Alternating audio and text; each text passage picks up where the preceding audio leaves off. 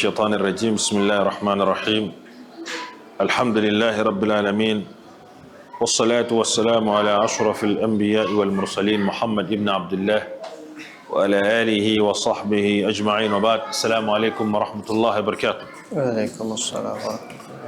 Nous continuons, n'est-ce pas, avec le commentaire de notre sourate Al-Baqarah. On avait terminé hier avec le commentaire du verset 124. On a commencé à 123 et on est allé à 124. Où Allah Azzawajal nous rappelait, n'est-ce pas, les épreuves auxquelles Ibrahim alayhi salam fut confronté. Et on a dit ça fait partie de la sunnah ilahiyya. C'est ainsi qu'Allah Azzawajal se comporte envers ses serviteurs. Il les éprouve dans le but de les augmenter en degrés. Les épreuves en islam ne sont pas perçues comme si c'est un signe de délaissement ou bien un signe de dénigrement, mais c'est plutôt une voie par laquelle le serviteur augmente en degré auprès d'Allah. Lorsqu'on posa la question au prophète sallallahu alayhi wa sallam, Ayun nas ashaddu bil bala, quelles sont les personnes les plus éprouvées? Il a dit al-anbiya, il a dit les prophètes. Thumma al-amthal, thumma al-amthal. Ensuite ceux-là qui les suivent. Pour dire qu'en fait, les prophètes qui sont les personnes les plus rapprochées d'Allah, les personnes les plus aimées, si on va le dire ainsi, mais subhanallah, c'est les personnes les plus éprouvées. C'est pour ça que le prophète sallallahu alayhi wa sallam a dit dans le man al-hadith, Ida ahabba Allahu qawman ibtalahum. Lorsque Allah aime un peuple, il l'éprouve. Lorsque Allah aime son serviteur, il l'éprouve. L'épreuve toujours constitue, n'est-ce pas, une école. Il y a toujours quelque chose qu'on gagne. Et Allah a éprouvé dans son prophète Ibrahim alayhi salam avec certaines injonctions, certains ordres et certaines interdictions. Et ces interdictions-là étaient des interdictions très très particulières. Allah a pris la peine de les mentionner. Vu que c'était très difficile en tant qu'être humain de confronter ces épreuves. Et Allah a donc manifesté sa reconnaissance envers lui lorsqu'il exécuta tout ce qu'Allah l'a demandé de faire. Allah a dit Inni ja'iluka lin-nasi imama. Donc on va donc faire de tes rites, de tes actes que tu as eu à pratiquer, de ce que tu as eu à faire, les épreuves que tu as traversées, Allah a décidé de matérialiser ça jusqu'à la fin des temps. Et c'est comme ça qu'Allah fait. Tout acte ou bien toute pratique qui est une pratique dédiée, exclusivement dédiée à lui, Allah a pérennisé cela. Allah pérennise l'acte, pérennise, n'est-ce pas, ces personnes. C'est ça qu'Allah a pérennisé, n'est-ce pas, les œuvres d'Ibrahim jusqu'à la fin des temps. Il l'a fait imama. Et Ibrahim a demandé également qu'Allah fasse de sa descendance également un modèle. Allah cependant dit, Allah a rappelé qu'en fait son engagement ne sera pas respecté envers ceux-là qui ne méritent pas, les injustes dans sa descendance. Ainsi ceux-là qui ont mérité ont eu, n'est-ce pas, ce privilège. Allah a exaucé son invocation en lui donnant Ismaïl, en lui donnant Ishaq, vers les deux voies par lesquelles la majorité des prophètes sont venus. Tamam? Ainsi Allah, n'est-ce pas, continue en rappelant, n'est-ce pas, cette pratique d'Ibrahim alayhi salam que nous retrouvons aujourd'hui dans le pèlerinage, sa vie et jusqu'à la fête de sacrifice. C'est pour ça que je disais hier que à chaque fois que le fidèle prend son couteau pour immoler sa bête, il doit se rappeler cet acte de sacrifice, d'engagement, n'est-ce pas, et de soumission d'Ibrahim alayhi salam, qui était prêt à sacrifier ce qu'il chérissait le plus. Et là, c'est une leçon pour nous dire qu'en fait, comme Allah l'a dit dans le Coran, l'an, en utilisant une négation du futur, maintenant et à jamais, lam tanalul birra hatta tunfiqu mimma tuhibbun. Vous ne goûterez jamais, vous n'atteindrez jamais la piété si vous n'êtes pas prêt à dépenser ce que vous chérissez le plus. Pour dire qu'en fait, nous les serviteurs d'Allah, on doit adorer Allah. C'est Allah seul qu'on doit adorer. Les choses terrestres là, c'est les choses qui nous accompagnent. On ne doit pas nous attacher à cela. On ne doit pas mettre notre cœur là-dessus. Parce que si le fils d'Adam met son cœur sur les biens terrestres ou sur les futilités terrestres, ce qui est vanité comme on le dit, il ne pourra pas être, n'est-ce pas, conforme avec la loi d'Allah. C'est la raison pour laquelle lorsque le Sahaba est venu poser la question au prophète sallallahu alayhi wa sallam, Ya Rasulallah, montre-moi une œuvre par laquelle Allah va m'aimer si je fais cela. Et les hommes également vont m'aimer. Le prophète lui a dit quoi? Zuhud. Dans le zuhud, j'aime souvent définir ça comme Ibn Taymiyyah rahimahullah a défini. Il a dit que le zuhud, l'ascétisme, ça ne consiste pas à abandonner le dunya, non. Mais c'est de prendre ce qui est utile dans le dunya, qui te sera utile dans l'au-delà. Dans le dunya, tu prends ce qui te sera utile dans l'au-delà, pas de te cramponner sur des futilités. C'est pour ça qu'il a dit que tourne le dos au monde. Prends ce qui est utile, ne bagarre pas sur ce que les gens bagarrent. Prends ce qui est utile pour toi, pour l'au-delà, Allah va t'aimer. Et il ne faut pas avoir d'avidité pour les biens des autres et les gens vont t'aimer. Mais ne regarde pas les biens des gens. Tu seras aimé par les gens là. Mais si tu mets les yeux sur les gens, les biens des gens, alors là c'est difficile. Surtout nos hommes, surtout nos riches aujourd'hui là. C'est pas comme les anciens riches. Vous savez que lorsque quelqu'un aime là aujourd'hui, il ne veut même pas que les gens sachent, il cache. Combien de fois tu connais qui est là? Si tu l'appelles par moment, il regarde ton numéro, il sait quel numéro il décroche. C'est ce qui embête, comme on dit. Alors que chez les salaf salih, lorsque tu venais demander un service à quelqu'un, il te remerciait. Lorsqu'il te fait sadaqa, il te remercie. Il te remercie parce que tu as pensé à lui. Tu as pensé venir l'aider à pointer, parce que si tu ne venais pas, il devait donner comment? Vous savez, vous comprenez bien le sens. Allah va la compréhension. On va continuer, Inch'Allah. Allah a donc remercié son serviteur, a manifesté sa reconnaissance par rapport à sa soumission et à sa fidélité par rapport à son créateur, subhanahu wa ta'ala. Allah a pérennisé et a mis son nom jusqu'à la fin des temps. Ce n'est pas pour rien qu'il est au 7e ciel. Pourquoi? Parce qu'Allah a élevé au degré de khulla. Le khulla, c'est l'intimité, c'est le haut degré de l'amour qu'Allah peut porter à sa créature. Et Allah a donné ça au prophète Ibrahim et au prophète Muhammad sallallahu alayhi wa sallam. On continue. وَإِذْ جَعَلْنَا الْبَيْتَ مَثَابَةً لِلنَّاسِ. أعوذ بالله من الشيطان الرجيم. وإذ جعلنا البيت مثابة للناس وأمنا واتخذوا من مقام إبراهيم مصلى وأهدنا إلى إبراهيم وإسماعيل أن طهرا بيتي للطائفين والعاكفين والركع السجود.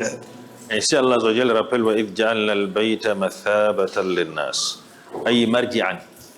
Allah rappelle qu'en fait, rappelle-toi ya Muhammad, lorsqu'Allah fit de la maison sacrée un lieu de référence, مثابة مرجعية, n'est-ce pas? مرجعا يثوبون إليه لحصول منافعهم الدينية والدنيوية. Allah a fait de la Mecque, n'est-ce pas, cette maison sacrée un lieu de référence pour les gens, n'est-ce pas, par rapport à quoi? Tout ce qui est utile pour eux ici-bas et dans l'au-delà. À l'époque, les gens venaient à la Mecque se retrouver pour en même temps adorer et en même temps faire le commerce. Tamam. Il a dit لحصول منافعهم الدينية والدنيوية يترددون إليه ولا يقضون منه وطرا وجعله آمنا يأمن به كل أحد حتى الوحش وحتى الجمادات كالأشجار. Allah donc a fait de ce lieu de la Mecque un lieu de référence par où les gens vont venir, n'est-ce pas, avoir ce qui est utile pour eux dans ce monde. Pourquoi dans ce monde, serviteur d'Allah? C'est en même temps le commerce. Il part faire un commerce avec Allah. Vous savez, lorsqu'une personne va au pèlerinage, il dépense, n'est-ce pas? C'est de l'argent qu'il dépense, un voyage qu'il fournit pour aller quoi? Pour sa religion. Mais Allah lui donne autre chose derrière. Le prophète sallallahu alayhi wa sallam a dit: faites beaucoup la umrah. Car la umrah chasse quoi? La pauvreté. Depuis que nos hommes d'affaires ont compris ça, ils ont entendu les hadiths là. Ils ont émigré, ils ont abandonné l'Europe, ils ont abandonné certains pays.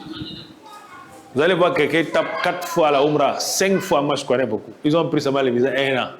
À chaque fois qu'il a besoin d'une semaine, il va faire sa umrah. Les gens qui n'avaient même pas l'habitude d'aller faire la umrah. Pourquoi? Parce que le prophète sallallahu alayhi wa sallam a démontré qu'en fait, ce voyage-là, ce lieu-là, le fait d'aller faire sa umrah, sa visite, chasse quoi? Chasse même la pauvreté. Et vous savez que nous, les fils d'Adam, lorsqu'on sait qu'on peut éviter à la faire là, et que ça va appeler le code de Foulos, alors là, on ne voit pas les dépenses. Ça ne va pas beaucoup peser. Allah Azza wa Jalla doit en faire de ce lieu-là un lieu, n'est-ce pas, de référence, n'est-ce pas, pour les gens, et d'attachement, n'est-ce pas, pour leur cœur. Puisque dès qu'ils la quittent, ils souhaitent y revenir. Ça, c'est la réalité serviteur d'Allah. Pour quiconque se rend à la Mecque, le jour qu'il veut quitter la Mecque, Wallah, il ne souhaiterait pas partir. C'est triste. C'est comme ça qu'Allah Azza wa Jalla fait. Et c'est une zone qu'Allah Azza wa Jalla a rendue, il y a la sécurité. Allah fait de cette maison un lieu sûr où on se sent en sécurité, même les animaux. Pourquoi? Parce qu'Allah Azza wa Jalla a interdit même de chasser les bêtes là-bas, de tuer quoi que ce soit là-bas, sauf il y a une catégorie qu'Allah a citée comme les serpents, les scorpions, etc. Donc même les animaux sont en sécurité à la Mecque, pas seulement les êtres humains. Donc Allah Azza wa Jalla a donc demandé de respecter, même les arbres ne coupent pas. Tamam? Allah Azza wa Jalla a fait donc de cet endroit-là un lieu, n'est-ce pas, où ils se sentent en sécurité, les fils d'Adam se sentent en sécurité. Tamam? C'est pour ça qu'il a dit وَلِهَذَا كَانُوا فِي الْجَاهِلِيَّةِ عَلَى شِرْكِهِمْ يَحْتَرِمُونَهُ أَشَدَّ الْإِحْتِرَامِ ويجد أحدهم قاتل أبي في الحرم فلا يعني يهيجه فلما جاء الإسلام زاده حرمة وتعظيما وتشريفا وتكريما. Donc même dans la Jahiliya, ils respectaient cet endroit. Mais ils respectaient cet endroit avec un paganisme qui n'était pas islamique. Lorsque l'islam est venu, l'islam a réorganisé. Les gens faisaient les gires. Vous vous rappelez l'histoire de l'éléphant. Qu'est-ce que c'est le fil? Lorsque ce général avait vu Abraha, il avait vu que les gens étaient en train d'aller, chaque année, les gens voyagent de partout pour aller à la Mecque. Et lui, c'était le général du Yémen. Il a dit, mais qu'est-ce que les gens partent chercher là-bas? Lui, il était allé aussi voir, parce que c'est une maison en terre. Il dit, qu'est-ce qu'ils ont là-bas? Il a donc décidé de construire quelque chose de meilleur, un palace. Il a donc demandé qu'il faut que les gens viennent plutôt ici faire leur part, n'est-ce pas, de pèlerinage, que d'aller où? À la Mecque. Là où la terre, là-bas, cette maison-là, c'est une maison qui est faite en terre avec les cailloux. Alors que lui, il a construit un palace. Il a demandé aux gens de venir faire le pèlerinage. Il y a un bédouin qui a appris ça, il est venu avec il est quitté de très loin. Il est venu, il est allé déféquer à l'intérieur. Vous savez, c'est une expression à l'époque, dans les Jahiliya, chez les bédouins, c'était comme ça. Lorsque quelqu'un veut montrer que ce que tu as fait là, c'est nul, il vient faire ses besoins là-bas à côté. Pour dire que ça, c'est rien. Vous voyez bien. Il est allé là-bas, il allait déféquer, il est parti. Lorsque Abraham a fait informer, il a dit qu'il va aller détruire quoi? Il va détruire ce qu'ils ont de sacré, ce qu'ils se vantent avec là. C'est comme ça qu'Abraham a rassemblé une armée. Vous connaissez bien l'histoire de Fil. Il a rassemblé une grande armée. Il a pris avec les mammouths, comme on dit, les gros éléphants de l'époque. Chaque tribu qu'il rencontrait en route, il les écrasait. Jusqu'à ce qu'il est arrivé à l'entrée de la Mecque, il a campé à Mina. Il a demandé à rencontrer le chef de la Mecque. C'était le grand-père du prophète, Muhammad sallallahu alayhi wa sallam, Abdul Muttalib. Lui, lorsqu'il a appris que ce dernier était en train de venir, il a demandé à la population d'aller derrière les collines. Allez vous cacher. Parce qu'eux-mêmes, ils savaient, d'après ce qu'ils ont reçu de leur grand-père, que la maison-ci, là, c'est leur arrière-grand-père Ibrahim qui avait construit ça. Bien que le monothéisme avait disparu dans ces pratiques, les gens connaissaient dans l'histoire que la maison-ci, là, c'est la maison de Dieu. Mais maintenant, comment il adorait, c'était avec le paganisme. Les traces même avaient disparu. C'est comme cela, donc, Abdel Muttalib allait rencontrer le général. Le général, lorsqu'il a vu Abdel Muttalib, vous savez, la lignée du prophète, c'était des gens charismatiques. Ils avaient un charisme en eux. Donc, lorsqu'il l'a vu, il est descendu de sa chaise. Il allait s'asseoir sur le divan avec lui. Il a dit, Fadal. Parce qu'il a vu un homme noble. Il a dit, bon, moi, je viens détruire votre maison-ci. Qu'est-ce que tu en penses? Il dit, moi, je suis venu chez toi, là, ce n'est pas pour défendre la maison-ci. Hein. La maison-ci a son gardien. Mais moi, je suis venu demander mes chameaux que tu as arrêtés là. Je suis le gardien des chameaux. Il lui dit, mais je viens de loin pour détruire cette maison qui est sacrée pour vous. Tu ne défends pas ça, mais plutôt tu défends tes chameaux. Ah bah, il est déçu. Il dit que non, cette maison-ci a son gardien. Parce qu'il connaissait que c'est la maison de qui? D'Allah, de Dieu. Tamam? Donc c'est comme cela donc. Abraham m'a remettez ses chameaux. Il a pris ses chameaux. En passant à la Kaaba, il a arrêté la porte de la Kaaba. Il a dit, le Seigneur de cette maison-là, c'est aujourd'hui qu'il faut préserver ta maison ou pas? Ou à jamais? Il est parti. Il connaissait en fait cela. C'est comme cela donc, lorsque Abraham a pris donc le courage avec son armée pour avancer, pour aller détruire la Kaaba, les animaux ont commencé à s'arrêter seuls. Ils ont refusé d'avancer. Ils ont forcé que les bêtes avancent. Les bêtes ont refusé. Parce que les bêtes, vous savez, Allah a fait quoi? Que les animaux, lorsqu'il y a un phénomène naturel qui va se passer, ils ont les pressentiments. Quand même, lorsque le fils d'Adam décède, lorsqu'on est en train de le laver, on le porte pour aller l'amener à la tombe. Il parle, mais les gens ne comprennent pas. Nous, avec les djinns, on n'entend pas.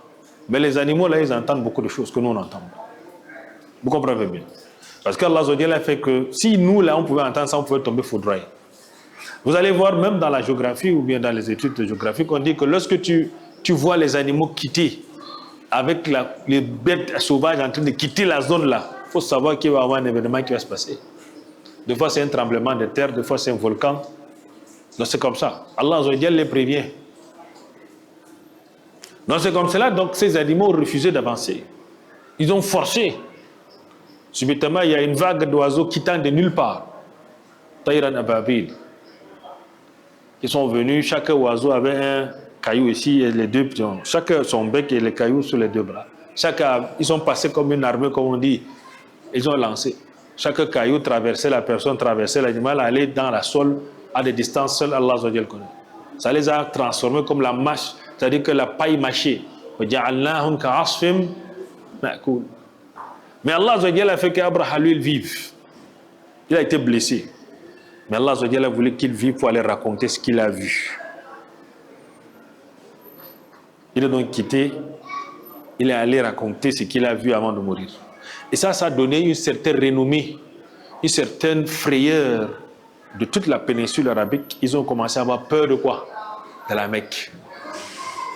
Allah a rappelé, ça c'est la raison pour laquelle vous allez voir la sourate al-Fil, la sourate al-Quraysh, c'est la continuité. Umar ibn al-Khattab, lorsqu'il priait, lorsqu'il récitait la sourate al-Fil, il collait avec sourate al-Quraysh. Pourquoi? Parce que c'est la continuité.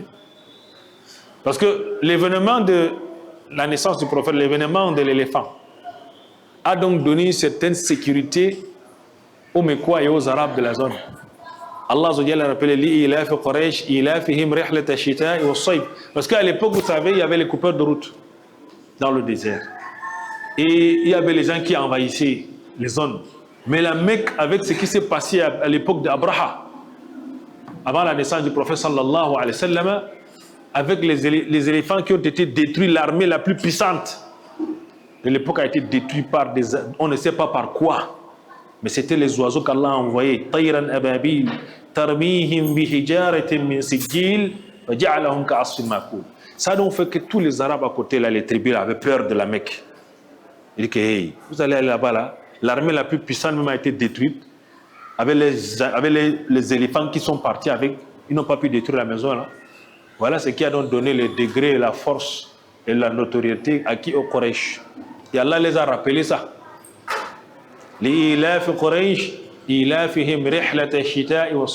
Par leur voyage, n'est-ce pas, de Quraysh, le voyage de Quraysh. Leur voyage d'été et d'hiver, c'était des voyages pendant lesquels ils faisaient pour aller vendre leurs marchandises. Et les voyages pendant lesquels ils attendaient les marchandises venir entrer à la Mecque. Lorsque quelqu'un quittait pour aller à la Mecque, on ne le dérange pas. C'est que c'est une zone qui est comment puissante. À cause de quoi? À cause de ce qu'Allah a fait. Allah rappelle que فَلْيَعْبُدُوا رَبَّ هَذَا الْبَيْتِ qu'ils adorent le Seigneur de cette maison-là. Qui les a quoi? الَّذِي أَطْعَمَهُم مِّن جُوعٍ. Parce que la Mecque, c'est une zone aride. C'est sec. Il n'y a pas de grande plantation là-bas. Il n'y a rien. Tout vient seulement de l'extérieur. Mais Allah a fait que l'événement qui s'est passé avec les Qissat al-Fil a fait que ça a rassuré les gens que non. la Mecque reste toujours la Mecque. C'est l'endroit où on doit aller, où on a sécurité. C'est l'endroit où on peut aller vendre, personne ne peut nous dire quelque chose. Et donc, avec la venue de l'islam, lorsque le prophète sallallahu alayhi wa sallam est venu, ça a augmenté l'honneur à la Mecque. Le prophète sallallahu alayhi wa sallam, qu'est-ce qu'il fit? Il a détruit d'abord les idoles qui étaient là-bas.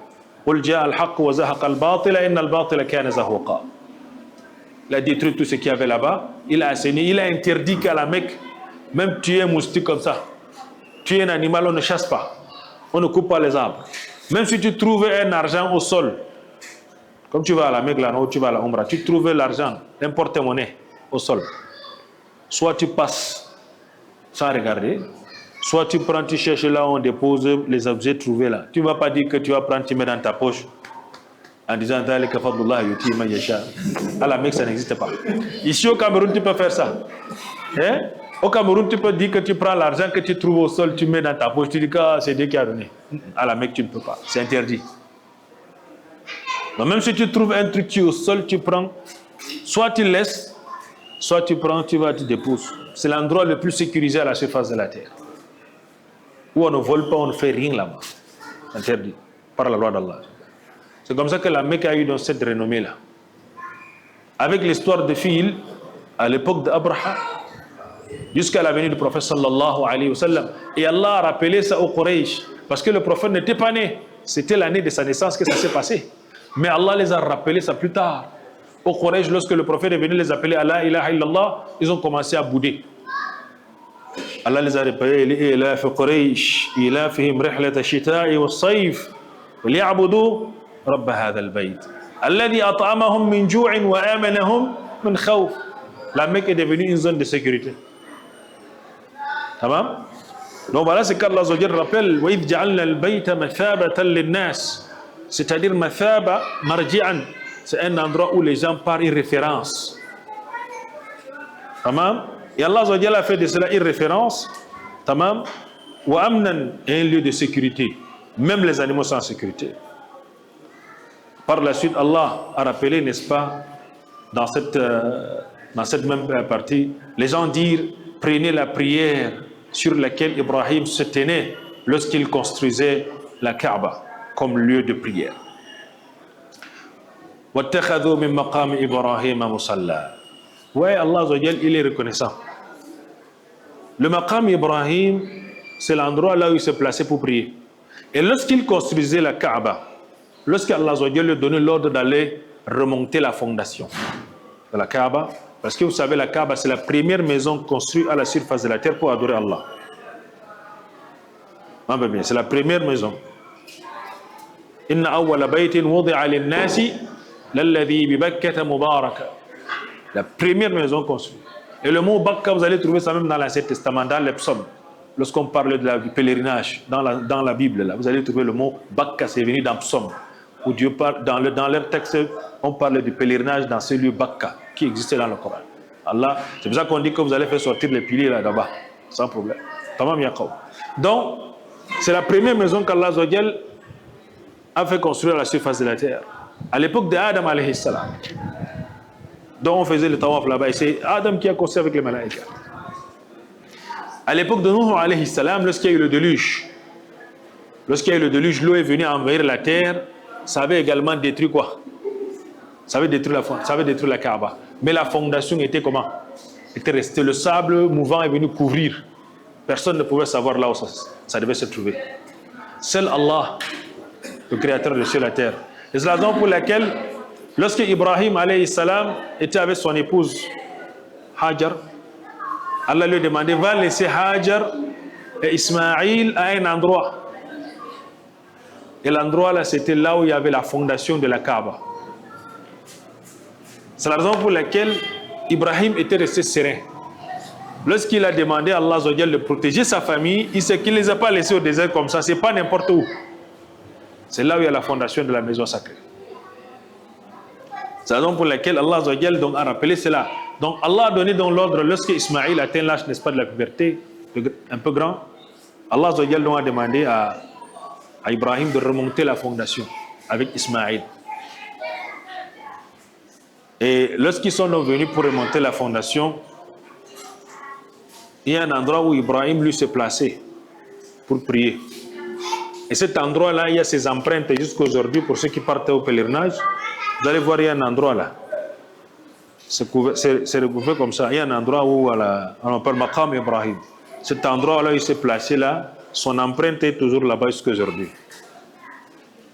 Donc, qu'est-ce qui s'est passé? Le Maqam Ibrahim n'était pas considéré comme un lieu qu'il fallait prendre pour prier. C'est à l'époque du prophète sallallahu alayhi wa sallam, lorsque les gens faisaient le tawaf, le Maqam Ibrahim était toujours là. Les gens passaient à côté. C'est Omar ibn al-Khattab radiallahu anhu qui dit au prophète sallallahu alayhi wa sallam, Ya Rasulallah, pourquoi on ne prendrait pas l'endroit où Ibrahim s'est placé là comme maqam également pour prier? Allah fait descendre le verset. On appelle ça muwafaqat.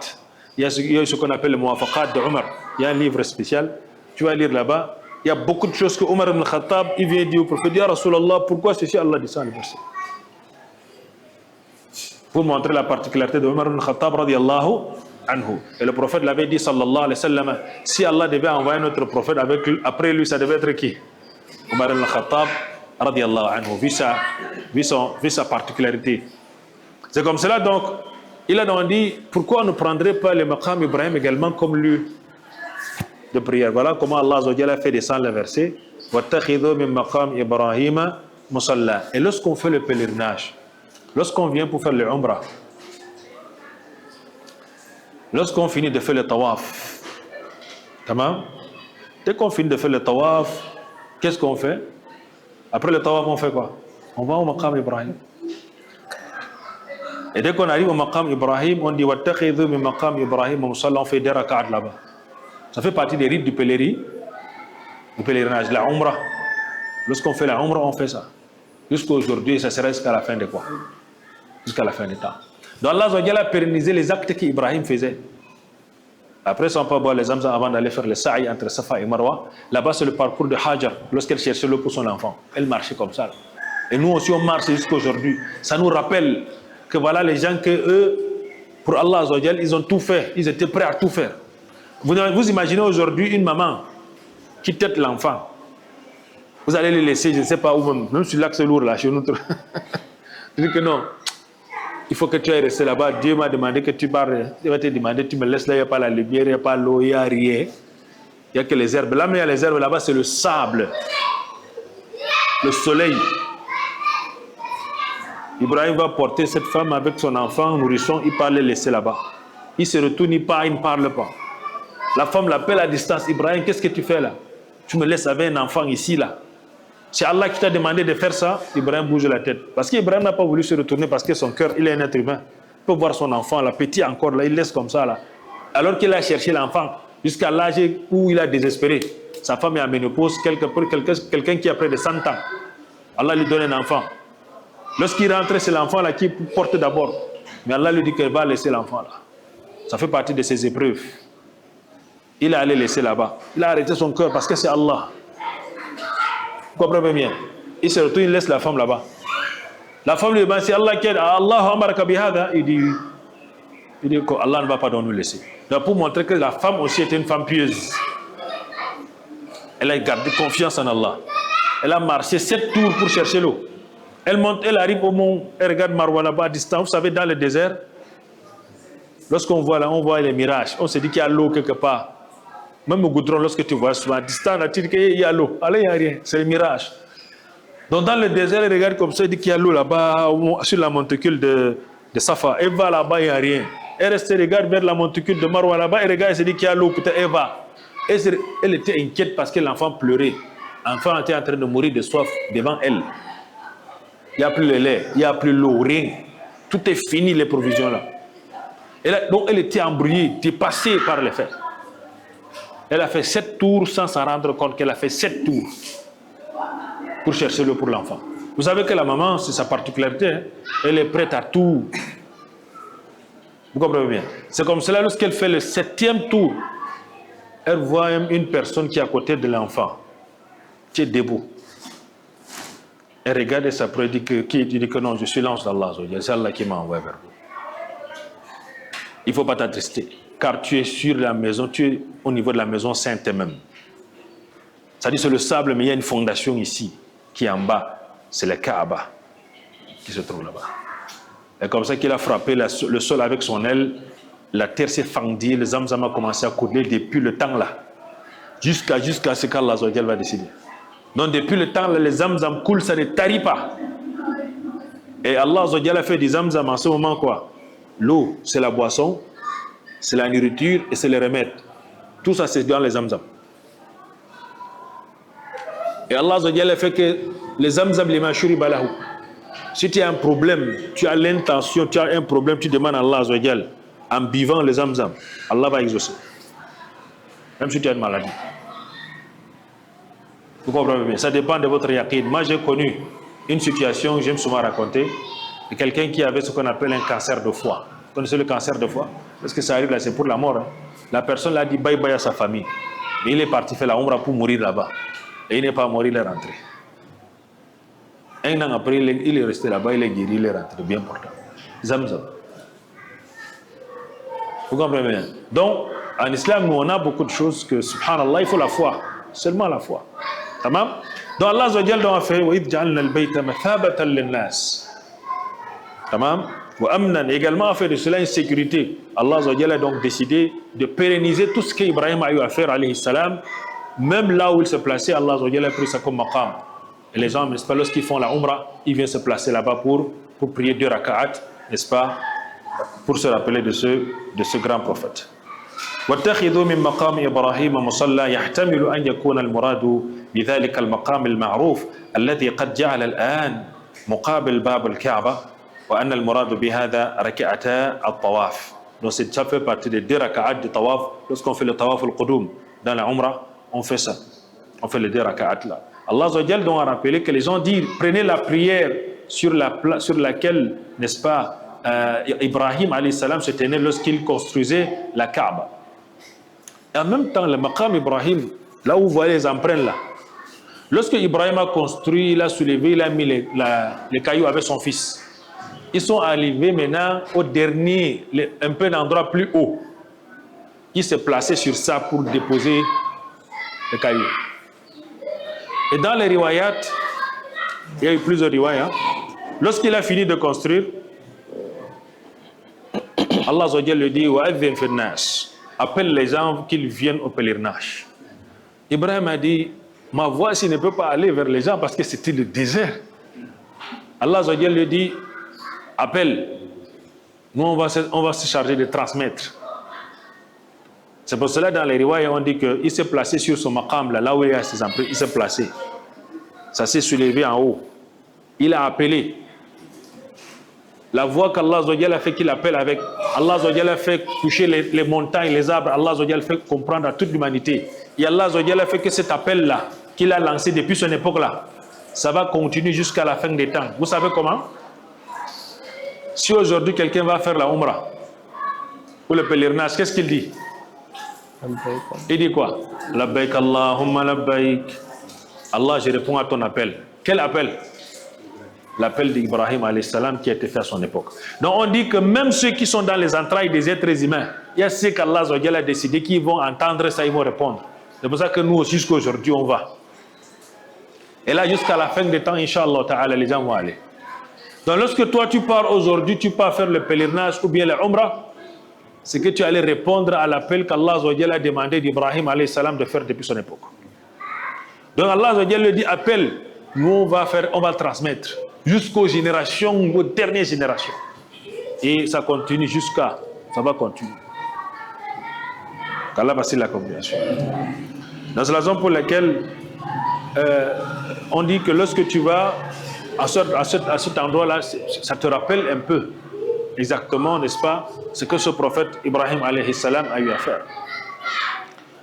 Nous avons, n'est-ce pas, conseillé à Ibrahim et à son fils Ismaïl, n'est-ce pas, il continue, n'est-ce pas, en disant Wa'ahidina ila Ibrahim wa Ismaïl. Tamam. Wa'ahidina ila Ibrahim ayi awhayna. Nous conseillons, n'est-ce pas, à Ibrahim et à son fils Ismaïl. وأعهدنا إلى إبراهيم وإسماعيل أن طهر بيتي للطائفين والعاكفين والركع السجود.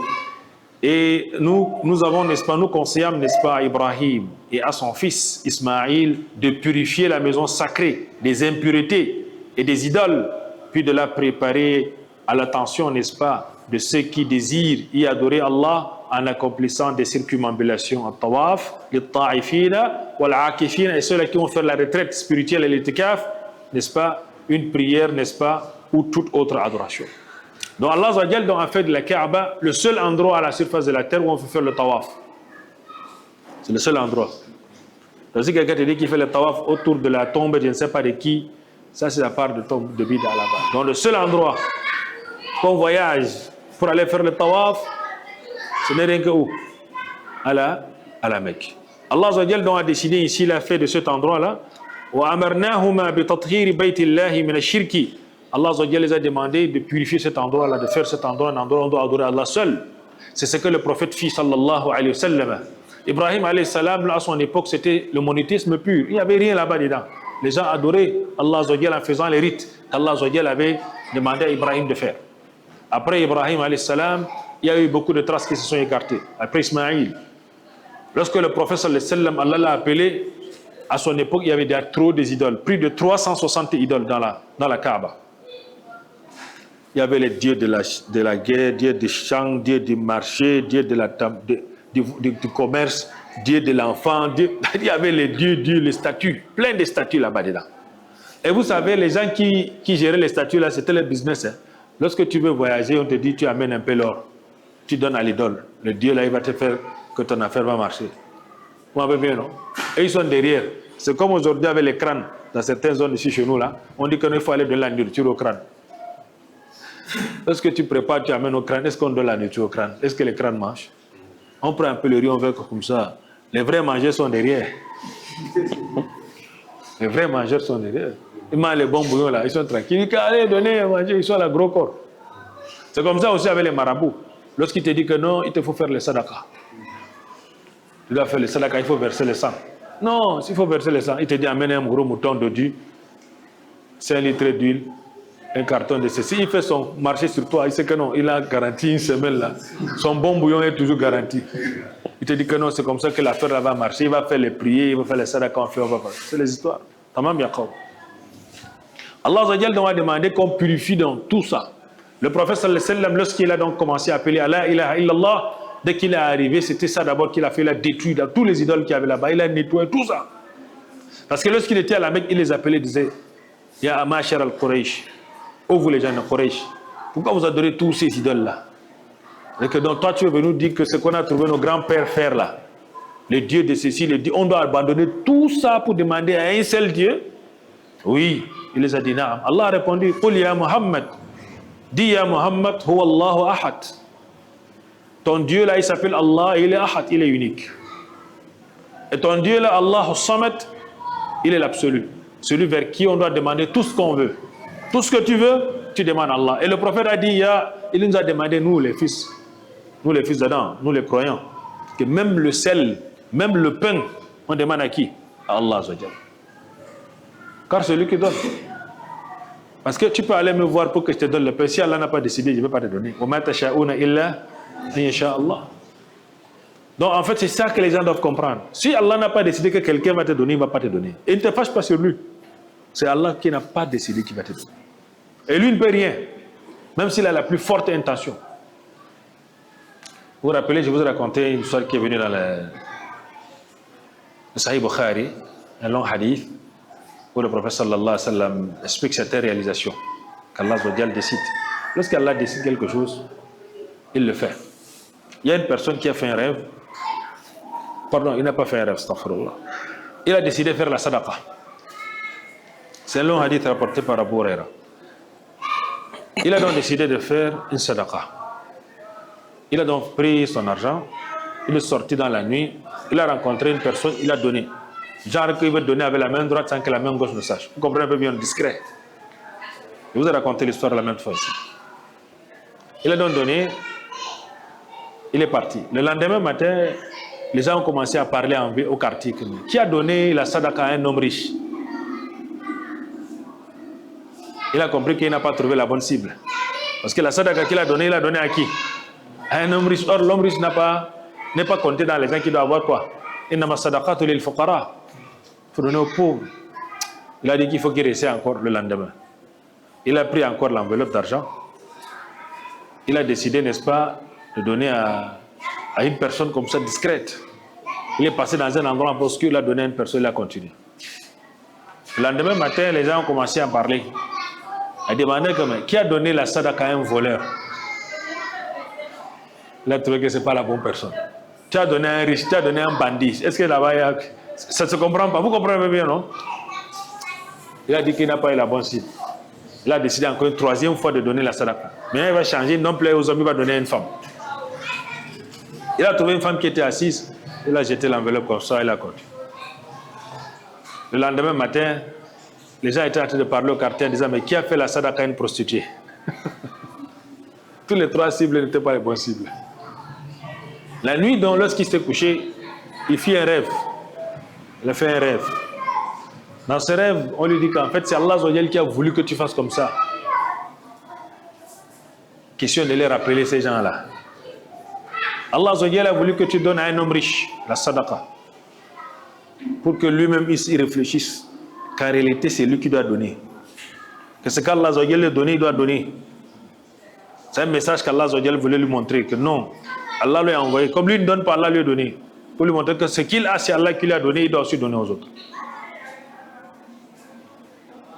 Et le bandit, c'est pour lui dire que ce n'est pas en volant seulement qu'il va avoir l'argent. Parce qu'il y a des gens dans leur tête, ils se disent que la seule voie pour eux de réussir, c'est de faire le faux, c'est l'escroquerie, c'est scammer, ou c'est par là seulement qu'ils vont manger. Allah voulait lui montrer que non, il peut avoir la nourriture sans voler. Parce que c'est lui, Allah wa razaqu dhul quwwatil matin. Et à la femme qui fait la prostitution, Allah voulait lui montrer que ce n'est pas en vendant son corps qu'elle va avoir à manger seulement. Allah est capable de la nourrir. Elle n'a pas besoin, n'est-ce pas, de faire quoi? De faire ce qu'Allah, n'est-ce pas, n'a pas voulu. Donc, c'est une manière simplement de dire serviteur d'Allah. C'est comme ça qu'Allah fait, il agit, n'est-ce pas, dans ses réalisations. Inna huwa li dhalika wal qadr alayh.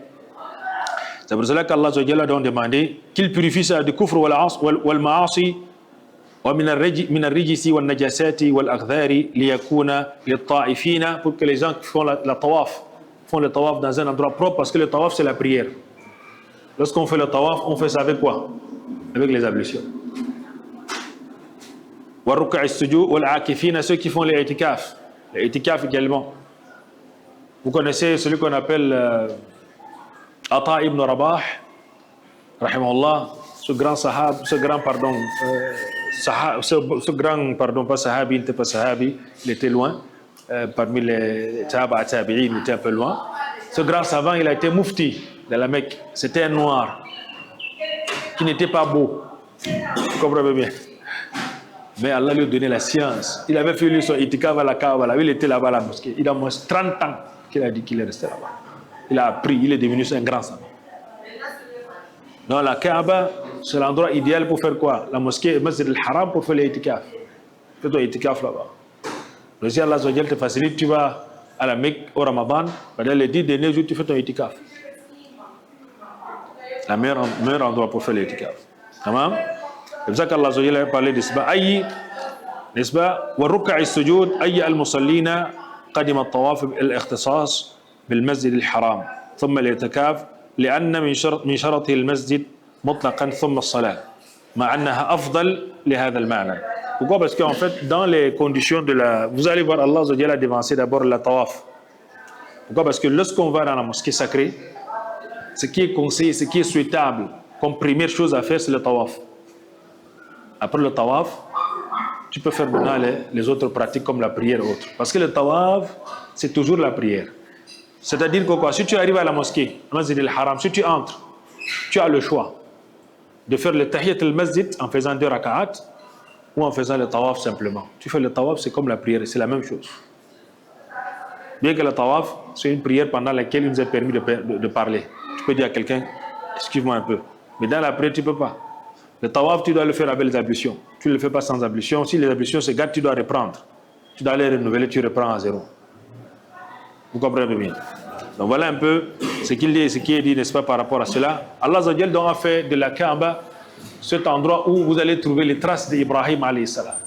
le maqam Ibrahim, les sa'i entre Safa et Marwa. Lorsque vous allez dans les sites de pèlerinage, vous allez trouver là où Ibrahim a été, les jamarat qu'on lapide. Également sur le mont Arafat, là où il était, n'est-ce pas, avec son fils Ismaïl, pour exécuter l'ordre d'Allah.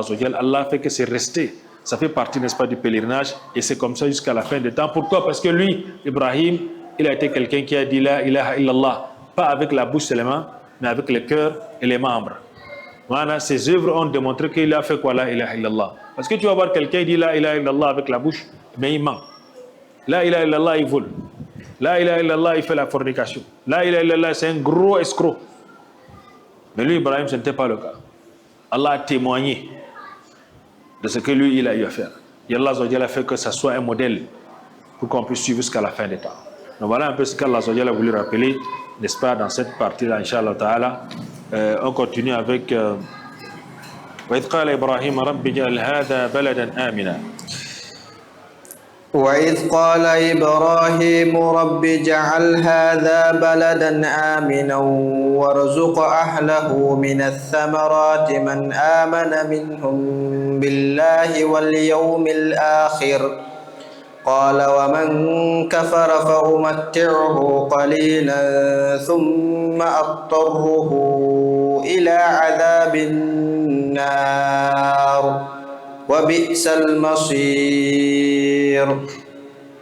Ici, Allah rappelle toujours l'histoire d'Ibrahim alayhi salam. وإذ قال إبراهيم, et quand Ibrahim supplia, c'est une invocation qu'Ibrahim a faite. Lorsqu'il a laissé sa femme et son enfant dans cet endroit aride et désert, il a fait la doua. Il a fait la doua pour cet endroit-là, pour son enfant Ismaïl et sa descendance. Qu'Allah fasse de cet endroit un endroit particulier. وإذ قال إبراهيم رب اجعل هذا بلدا آمنا. وإذ دعا إبراهيم لهذا البيت. Ibrahim a fait une doua pour cette maison-là. أن يجعله الله بلدا آمنا ويرزق أهله من أنواع الثمرات. Allah donc Ibrahim alayhi salam a donc invoqué Allah de bénir cet endroit-là qui est l'Arabie que vous voyez aujourd'hui là, surtout la Mecque, de bénir cet endroit et ses alentours et de faire de cet endroit-là un endroit de sécurité, un endroit qu'Allah va faire jaillir les richesses multiples. C'est la raison pour laquelle on vous dit que le pétrole qui se trouve dans le Golfe, c'est l'invocation de qui? D'Ibrahim alayhi salam. Donc donc il a demandé à Allah de faire de cet endroit-là un endroit de sécurité et de donner la richesse à la population qui est là-bas.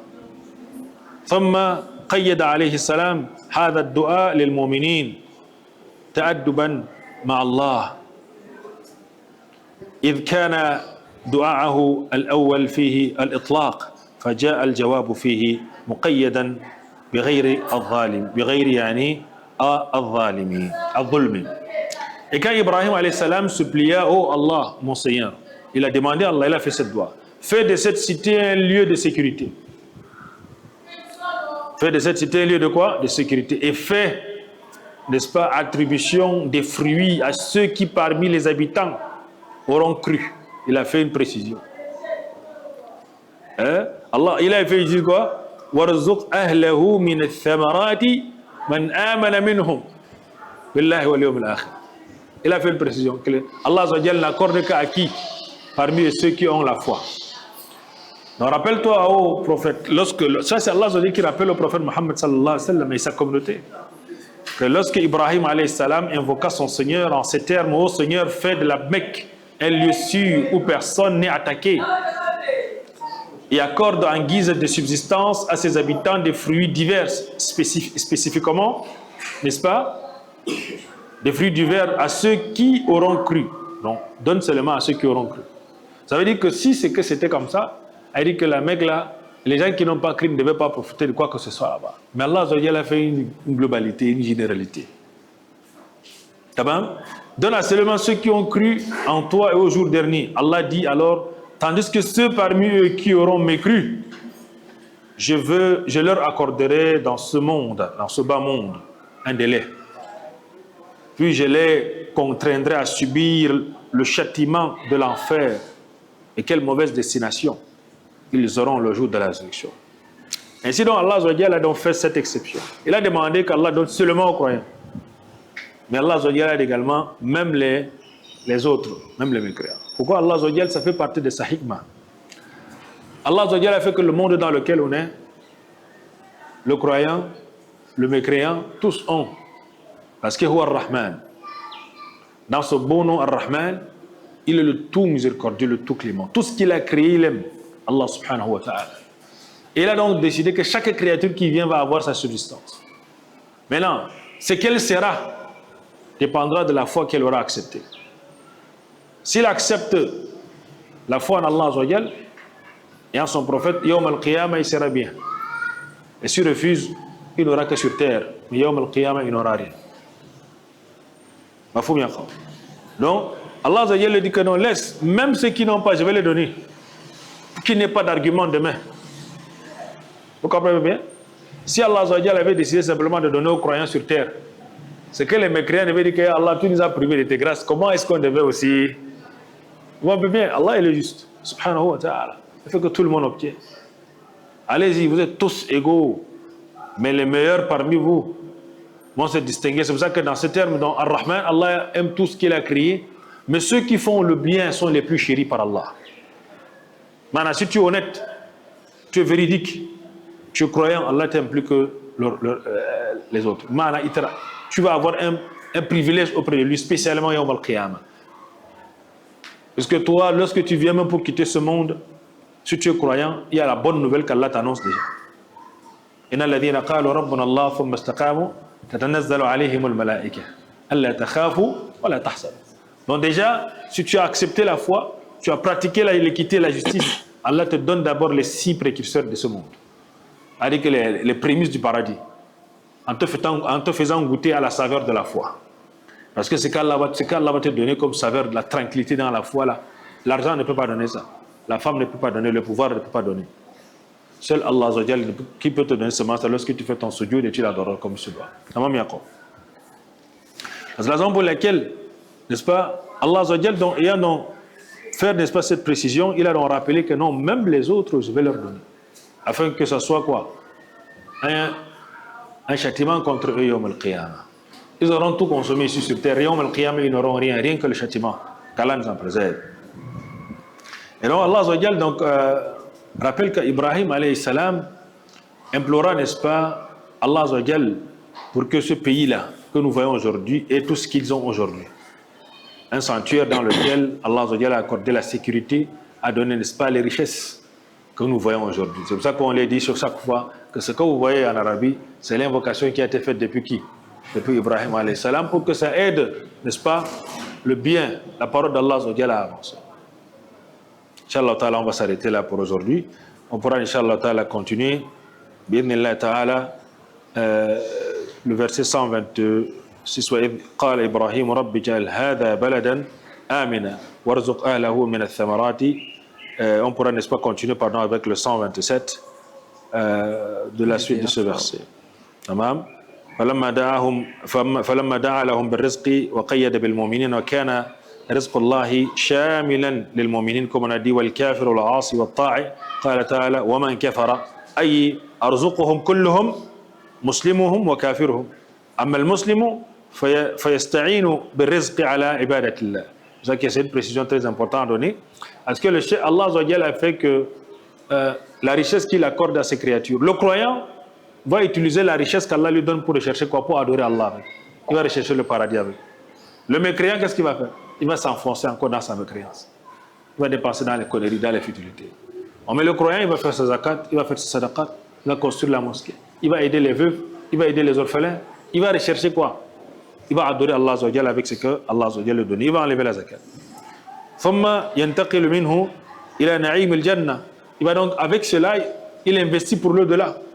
Il achète, il construit sa maison au paradis. Pendant que le mécréant, lui, construit sa maison en enfer. Parce qu'il va aller faire quoi? Le foiretage, les désordres, avec construire les bars, les salles de jeux, les jeux de hasard, etc. Ouais, bébé, développer les entreprises d'alcool pour broyer, n'est-ce pas, les cerveaux, pour vendre les drogues, développer tout ce qui est nocif pour l'humanité. Voilà comment lui aussi va prendre les fardeaux des péchés. Et Yawm al-Qiyamah, il sera jeté, n'est-ce pas, dans l'enfer, qu'Allah nous en préserve. Or, c'est ce qu'il a eu comme richesse qu'il devrait, n'est-ce pas, rechercher l'au-delà. Mais waliyadu billah, c'est plutôt quoi? L'enfer qu'il a recherché avec, qu'Allah nous en préserve. C'est pour ça qu'il a dit وَأَمَّا الْكَافِرُ فَيَتَمَتَّعْ فِيهَا قَلِيلًا ثُمَّ اضْطَرَّهُ أي ألجأه وأخرجه يعني مكرها. Allah Azza wa Jalla a dit ceci: lorsque le mécréant, Allah Azza wa Jalla va lui donner, il va jouir de cet argent-là pendant un bout de temps. Par la suite, Allah Azza wa Jalla va lui faire sortir de cette jouissance-là avec la force pour le jeter où? Dans l'enfer. C'est pour ça qu'Allah Azza wa Jalla a précisé dans le Coran وَالنَّازِعَاتِ غَرْقًا, par ceux-là qui arrachent les âmes des mécréants. Alors, ils arrachent. Parce que lorsqu'ils viennent pour arracher, vous savez que, je vous ai dit toujours que dans les hikmah ilahiyya, Allah Azza wa Jalla fait que lorsque l'homme vient pour sortir là, il y a les procédures. وَالْتَفَّتِ السَّاقُ بِالسَّاقِ. Allah bloque les genoux.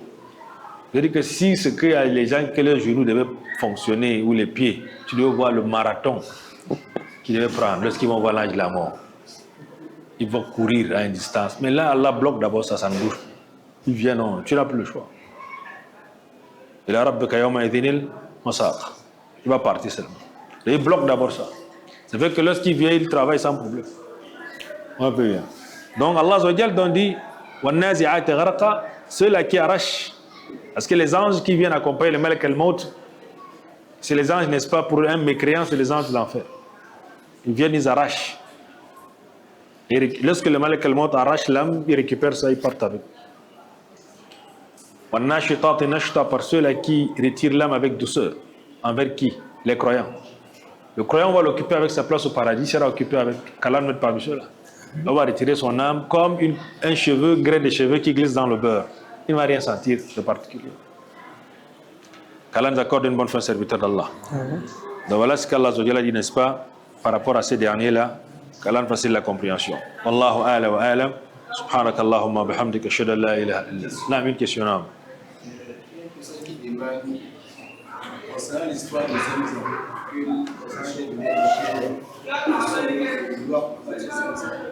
on demande si l'histoire est vraie, Zamzam, et si c'est vrai, que signifie Zamzam? À la base, l'histoire est fondée avec les... Ça a un début. C'est une source qui n'existait pas avant. Ça a eu un début, cette source-là. Et d'après la Sira, ça a commencé à jaillir à un moment bien précis. Est-ce que vous savez qu'il y a ce qu'on appelle les khurafat? Il y a les khurafat, il y a un peu les histoires, un peu, je vais appeler ça comment, les Israéliades, les histoires qui n'ont pas trop de fondement. Parce que si tu entres dans certains livres, comme les Araïs et le Majalis, il y a les gros livres comme ça, des tafsirs là, avec un peu l'histoire, les bonnes histoires dedans, mais les hadiths ou bien la sira n'est pas authentifiée. Or, ce qu'on parle des Zamzam, il y a les adillah, pour montrer que ça a un début que ça a commencé. Et ce début a commencé depuis quand? Parce que la zone de l'Arabie est une zone déserte. Allah a fait jaillir ces Zamzam là pour la zone de la Mecque, bien précis. Il y a les hadiths, il y a les dalil, l'histoire, dont on va prendre une histoire par rapport à cela, peut-être de 10-15 minutes, on peut raconter par rapport à cela, si vous souhaitez, Inch'Allah Ta'ala, pour un peu donner, un peu recadrer cette histoire-là. Ça a commencé depuis l'époque, n'est-ce pas, d'Ismaïl. La preuve est qu'il y a beaucoup de livres de hadith et de sira qui relatent cela, avec des preuves. À l'époque, il n'y avait rien là-bas. La zone aride, parce qu'Allah le dit dans le Coran, dans la sourate Ibrahim, c'est-à-dire que Allah rappelle Rabbana inni askantu min dhurriyyati bi wadin ghayri dhi zar'in. C'est Allah qui dit wadin ghayri dhi zar'in inda baytika al-muharram. Il n'y a rien là-bas parce qu'il n'y avait pas l'eau ni végétation. C'est les dalils qu'il n'y avait pas encore les Zamzam là-bas. Donc maintenant les Zamzam ont commencé avec qui avait la venue de qui?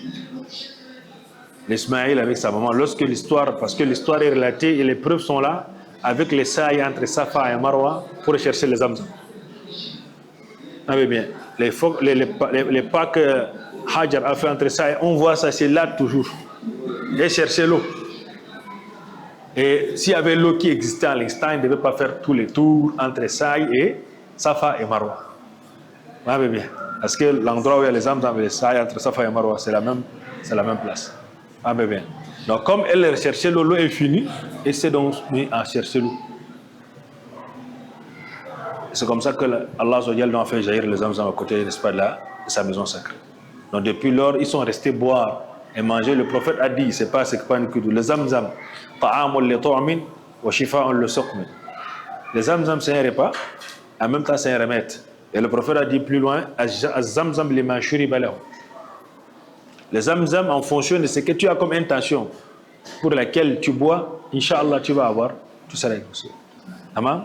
Bon, maintenant, dans le terme, ça c'est un terme arabe. C'est comme si tu me demandais Damdama. Damdama, c'est détruire. Zamzama, c'est de la même famille. Bon, mais il faut aller dans la radicale pour pouvoir. La source de ce nom, c'est où? Là, il faut qu'on fouille. Tamam? Tamam, qu'Allah facile la chose. Et donc, ça oui, on peut faire. Le tawaf, d'abord, il y a le tawaf al-nafila. En dehors du tawaf al-qudum, qui fait partie des tawaf, qui fait partie des piliers de la umrah. Parce que lorsqu'on fait la umrah, il y a ce qu'on appelle le tawaf al-qudum. C'est un des, après les ihram, il y a le tawaf al-qudum. Le tawaf al-qudum, tu le fais, ensuite tu fais le maqam Ibrahim. Ça, c'est pour le cas de la umrah. Mais dans le tawaf al-nafila, tu fais le tawaf 7 tours, tu n'es pas obligé d'aller faire le maqam Ibrahim. C'est une nafila toujours. C'est une manière de saluer la maison sacrée lorsque tu arrives. Tu as le choix entre saluer la mosquée avec 2 rak'at ou bien faire le tawaf. Mais Allah a dévancé d'abord les ta'ifina wa l'akifina wa rukas. C'est bon? Allah facilite la compréhension. Wallahu a'la wa a'lam. سبحانك اللهم وبحمدك اشهد ان لا اله الا انت استغفرك واتوب اليك السلام عليكم ورحمه الله وبركاته